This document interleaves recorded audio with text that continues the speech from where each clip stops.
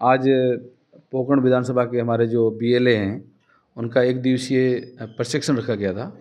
तमाम विधानसभा क्षेत्र के जितने भी हमारे बीएलए थे उन बीएलओ को यहाँ पर आज जो हमारे यहाँ के ऑब्जर्वर हैं अंकुर चौधरी और उनके साथ में जो लोग थे उन्होंने प्रशिक्षित किया है कि जो एसआईआर लागू हुई है उसमें किस प्रकार के फील्ड में दिक्कतें आ रही हैं और किस प्रकार से लोगों को वहाँ पे जागरूक करना है।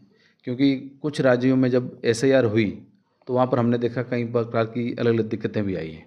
तो यहाँ पर जितने भी, क्योंकि जैसलमेर एरिया और विशेष हमारा पोकरण विधानसभा क्षेत्र ये पिछड़ा क्षेत्र है और यहाँ पर क्षेत्रीय आबादी है, लोग ढाणियों में भी रहते हैं। तो वहाँ पर कई जगह लाइट भी नहीं होती, कई जगह और भी तकलीफ़ें होती है, फोटोग्राफर नहीं मिलते, फॉर्म भरने में तकलीफ आती है। तो ये कई प्रकार की अलग दिक्कतें हैं।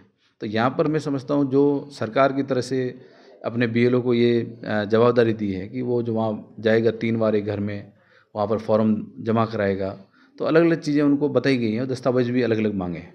पर वास्तव में यहाँ फील्ड में दिक्कत आ रही है कि जैसे किसी व्यक्ति को बीएलए ने जा करके फॉर्म जमा करा दिया, तो फॉर्म जमा करने के बाद में वो फॉर्म उस व्यक्ति के घर पे पड़ा है, न उस पर फ़ोटो लगा है, न वो फॉर्म को भरने की कार्रवाई हुई है। तो ये समय तो चला जाएगा, क्योंकि 4 नवंबर से शुरू हुआ, अब पिछले 10 दिन बाद में 4 दिसंबर भी आ जाएगा। जब समय सीमा ख़त्म हो जाएगी, सही समय पे उस समय पर जब भी फॉर्म जमा नहीं होगा तो उसका नाम कट जाएगा। तो मैं समझता हूँ कि जिला स्तर पे भी अधिकारियों को इसके लिए विशेष तौर से अपने जो नीचे बीएलओज काम कर रहे हैं उनको निर्देश देने चाहिए। जो सरकार ने कहा है कि एक बीएलए 3 बार उसके घर पे जाएगा, तो उस घर में जाए और फॉर्म भरने की प्रक्रिया भी करे, क्योंकि लोग अनपढ़ हैं, अभी इस चीज़ को अच्छी तरह से समझ नहीं पा रहे हैं। क्योंकि जब समय चला गया और नाम किसी कट गया तो उसके बाद में और ज़्यादा दिक्कतें आएगी, क्योंकि ये क्षेत्रीय आबादी से लोगों को तकलीफ होती है।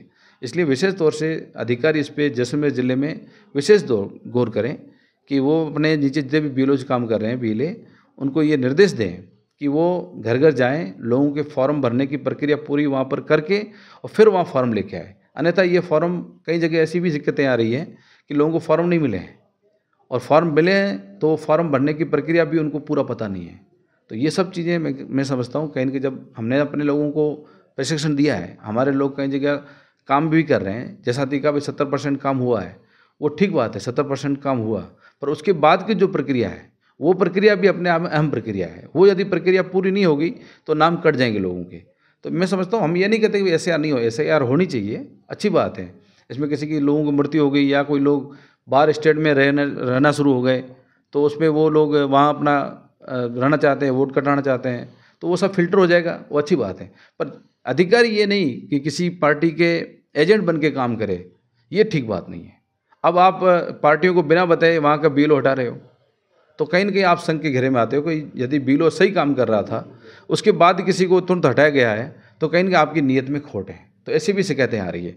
तो यदि कोई भी बीएलए काम कर रहा है, उसके बाद में कोई गंभीर शिकायत के बावजूद हटा है, तो ये चीज़ें गलत हो रही है। तो इस पर भी विशेष तौर से जिला स्तर पे इसकी मॉनिटरिंग होनी चाहिए। यदि जिला स्तर पे ईमानदारी के साथ मॉनिटरिंग होगी तो मैं समझता हूँ कि ईमानदारी से पूरे ज़िले में काम होगा।